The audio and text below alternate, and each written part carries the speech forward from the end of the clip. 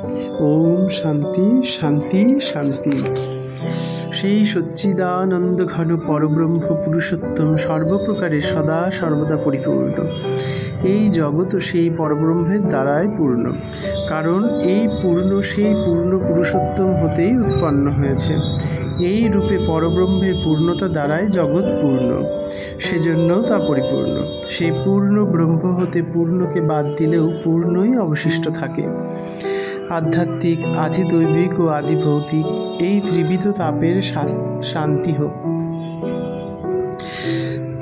মনুষ্যগণের প্রতি বেদ ভগবানের পবিত্র আদেশ যে অখিল বিশ্ব ব্রহ্মাণ্ডে যা কিছু এই চরাচরাত্মক জগৎ তুমি দেখতে ও শুনতে পাচ্ছ, তা সবই সর্বাধার, সর্বনিয়ন্তা, সর্বাধিপতি, সর্বশক্তিমান, সর্বজ্ঞ, সর্বকল্যাণ গুণ স্বরূপ পরমেশ্বরের দ্বারা ব্যাপ্ত আছে, সদা সর্বত্র তারই দ্বারা পরিপূর্ণ আছে।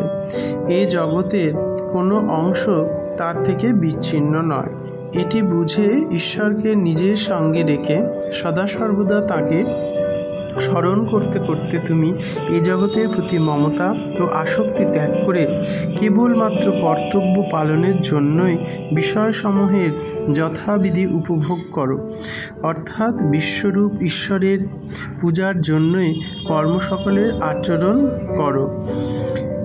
বিষয়সমূহে মনকে আসক্ত হতে দিও না, এতেই তোমার কল্যাণ নিশ্চিত।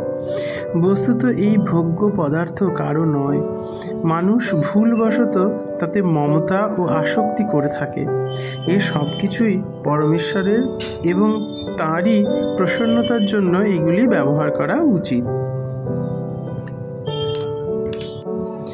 পূর্ব মন্ত্রের কথানুসারে জগতের একমাত্র কর্তা, ধর্তা, হর্তা, সর্বশক্তিমান, সর্বময় পরমেশ্বরকে সদা স্মরণে রেখে সব কিছুই তাঁরই, এরূপ বোধপূর্বক তাঁরই পূজার জন্য শাস্ত্রনিয়ত কর্মসমূহের আচরণ করতে করতে শতবর্ষ পর্যন্ত জীবিত থাকার ইচ্ছা করো।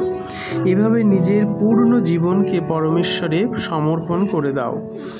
এরূপ বোধে প্রতিষ্ঠিত হও যে শাস্ত্রোক্ত সকর্মের আচরণ করতে করতে জীবন নির্বাহ করা কেবল পরমেশ্বরের পূজার জন্যই, নিজের জন্য নয়, অর্থাৎ ভোগ্য বস্তু ভোগ করার জন্য নয়। এরূপ করলে সেই কর্ম তোমাকে বন্ধন করতে পারবে না। কর্ম করতে করতে কর্মসমূহে লিপ্ত না হবার এটাই একমাত্র পথ। এ ব্যতীত কর্মবন্ধন থেকে মুক্ত হবার অন্য কোনো পথ নেই। মানব দেহ অন্য সব দেহ হতে শ্রেষ্ঠ এবং পরম দুর্লভ। এ দেহ ভগবানের বিশেষ কৃপায় জন্ম মৃত্যুরূপ সংসার সমুদ্র উত্তীর্ণ হবার জন্যই লাভ হয়। এরূপ দেহ প্রাপ্ত হয়েও যে মানুষ নিজের কর্মসমূহকে ঈশ্বর পূজার জন্য সমর্পণ করে না এবং কামোপভোগকেই জীবনের পরম কাম্য মনে করে, বিষয়সমূহে আসক্তি ও কামনা পরবেশ হয়ে যে কোনোভাবে কেবল বিষয় প্রাপ্তিতে এবং তার যথেচ্ছ উপভোগে আসক্ত থাকে, সে মানুষ বস্তুত আত্মহত্যাকারী। কারণ এভাবে নিজের পতন ঘটিয়ে সেই মানুষ জীবনকে কেবল ব্যর্থই করে না, উপরন্তু নিজেকে অধিক কর্মবন্ধনে আবদ্ধ করে ফেলে।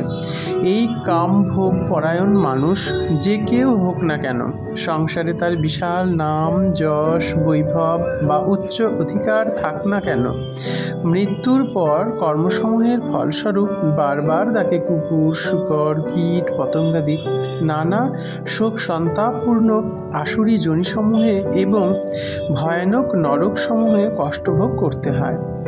এগুলি আসুরি স্বভাবযুক্ত দুষ্টগণের জন্য নির্দিষ্ট আছে এবং ভয়ানক অজ্ঞান রূপ অন্ধকারে আচ্ছাদিত আছে। সে কারণে গীতায় ভগবান বলেছেন, নিজেকে নিজে উদ্ধার করবে, নিজের পতন নিজে ঘটাবে না।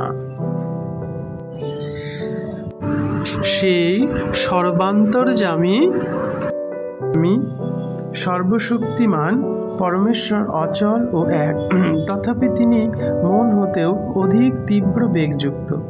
যে পর্যন্ত মনের গতি তিনি তা হতেও পূর্বে তথায় বিদ্যমান। মন তো সে পর্যন্ত যেতেই সমর্থ হয় না।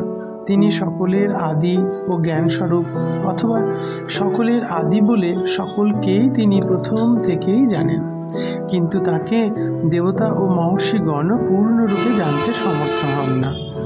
যত তীব্র বেগযুক্ত বুদ্ধি, মন ও ইন্দ্রিয়গণ আছে, অথবা বায়ু আদি দেবতা আছেন, নিজ শক্তি বলে তারা পরমেশ্বরকে অনুসন্ধান করতে সদা যতই অনুধাবন করুন, সেই পরমেশ্বর নিত্য অচল হয়েও সে সবকে অতিক্রম করে পূর্বেই বর্তমান থাকেন। তারা সে স্থান পর্যন্ত যেতেই পারেন না। অসীমের সীমাজ্ঞান সসীমের কিভাবে হতে পারে?